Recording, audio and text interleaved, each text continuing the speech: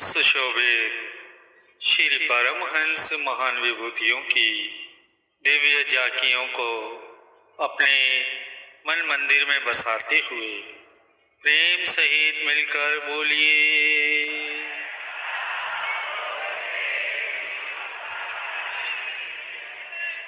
गुरुमुखों, संत महापुरुष सरल शब्दों में मनुष्य को उसके जन्म की विशेषता समझा रहे हैं कि हे जीव, ये जन्म बहुत ही दुर्लभ है, क्योंकि 84 लाख योनियों के चक्कर में भटकते भटकते तुझे अब ये जन्म मिला है। इस बात का विचार कर। तू स्वयं ये विचार नहीं कर सकता, परंतु जब संत महापुरुष तुझे समझा रहे हैं तो अपने मन में विचार कर कि तुझे ये मनुष्य जन्म किस कार्य को करने के लिए मिला है। सांसारिक सुख सुविधाओं के सामान एकत्र करने के लिए, शरीर को आराम देने के लिए, पद प्रतिष्ठा प्राप्त करने के लिए, धन पदार्थ कुटुंब परिवार बनाने के लिए ही यह अनमोल मनुष्य जन्म नहीं मिला। ये तो वेद संत महापुरुष ही जानते हैं, क्योंकि वे जीव के परम हितैषी हैं। इसलिए वे उसे इस वेद से अवगत कराते हैं कि परम पिता परमात्मा से बिछड़कर तू 84 लाख योनियों के चक्कर में भटकता हुआ अनेकों कष्ट। गुरु को वीडियो लाइक करना, सब्सक्राइब करना प्लीज़। बहुत मेहनत से मैं वीडियो बनाता हूँ आपके लिए, बहुत मेहनत से सब्सक्राइब बनाता हूँ। वीडियो आप पूरी देखा करो। वीडियो आप 1 से 2 मिनट की आप वीडियो देखते हो, बीच में आप छोड़ के चले तो कुछ नहीं समझ आया। प्लीज़ आपको वीडियो पूरी देखनी चाहिए, तभी आपको समझ में आएगी वीडियो लाइक करना, सब्सक्राइब करना प्लीज़।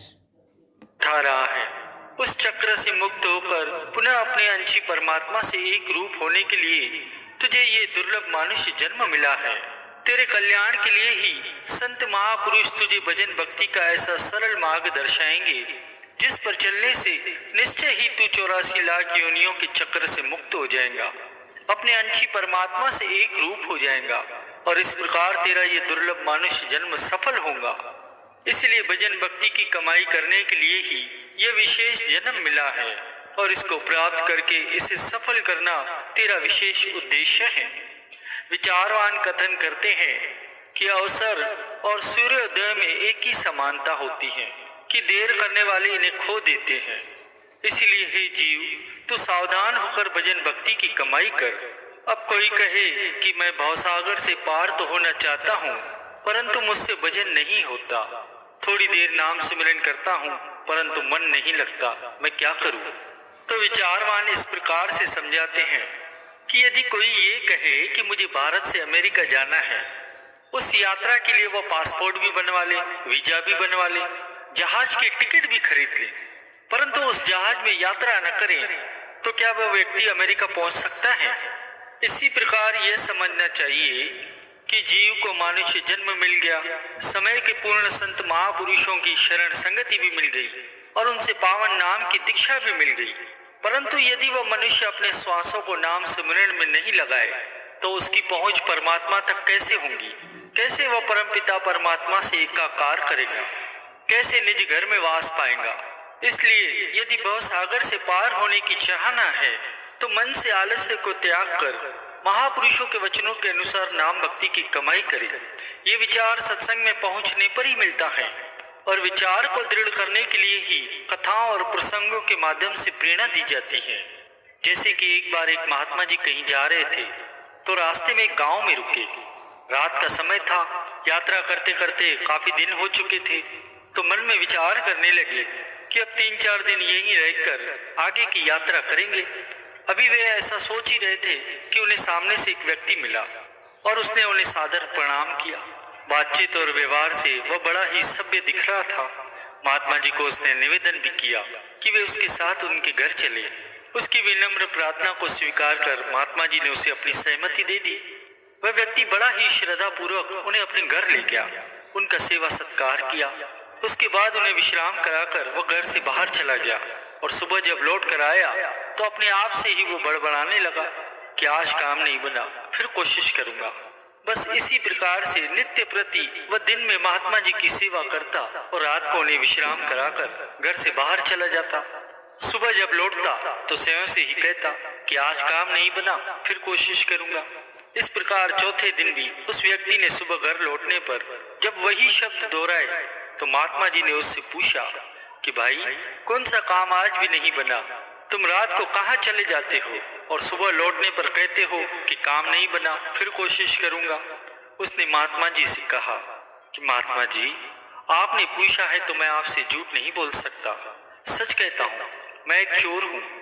आज 4 रातें बीत चुकी हैं, 4 रातों से मेरे हाथ में कुछ भी नहीं लगा।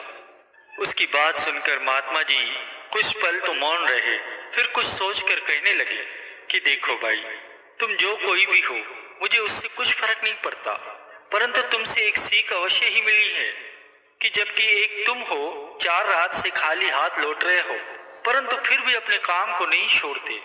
और वे एक लोग हैं जो कहते हैं कि हम भजन सिमरन के लिए बैठते तो हैं, परंतु जब मन नहीं लगता तो भजन सिमरन करना छोड़कर आसन से उठ जाते हैं। ऐसी सीख देने वाले मैं तुम्हारा धन्यवाद करता हूँ। ऐसा कहकर वे महात्मा जी वहां से प्रस्थान कर गए। प्रेमियों, कथा कहानियां किसी बात को समझाने के लिए, किसी रहस्य को उजागर करने के लिए होती हैं। उनमें जो शिक्षा छिपी होती है उसे ग्रहण करना और उस पर आचरण करना ही गुरुमुखों के लिए श्रेष्ठकर होता है। अब इस कथा से क्या शिक्षा मिली कि गुरुमुख जन नित्य प्रति नियम पूर्वक भजन सिमरन किया करें। यदि इस प्रकार दृढ़ता से भजन सिमरन करेंगे तो मन अवश्य ही भजन सिमरन में लगेगा और आत्मिक आनंद भी प्राप्त होगा। एक विचारवान इस प्रकार से लिखते भी हैं कि भोजन तन की जरूरत है और भजन मन की जरूरत है। भोजन की भूख नहीं लगती तो समझो तन रोगी है, और यदि भजन की इच्छा नहीं होती तो समझो मन रोगी है। कहने का तात्पर्य यही है कि कलयुग के इस पहर में भी गुरुमुख सज्जनों के कल्याण के लिए संत महापुरुषों ने अपनी पावन शरण संगति प्रदान की है, नाम भक्ति की कमाई का उपदेश दिया है और जीवात्मा के कल्याण का मार्ग दर्शाया है। यह उनकी अनंत कृपाएं हैं।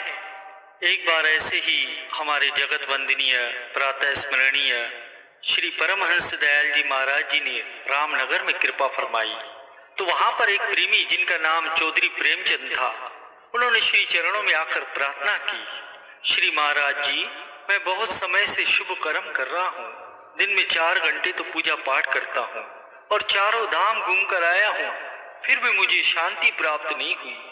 यह सुनकर सदगुरुदेव महाराज जी फरमाते हैं कि समय के संत सदगुरु के उपदेश की कमाई और उनकी कृपा से ही इस मन की चंचलता दूर हो सकती है।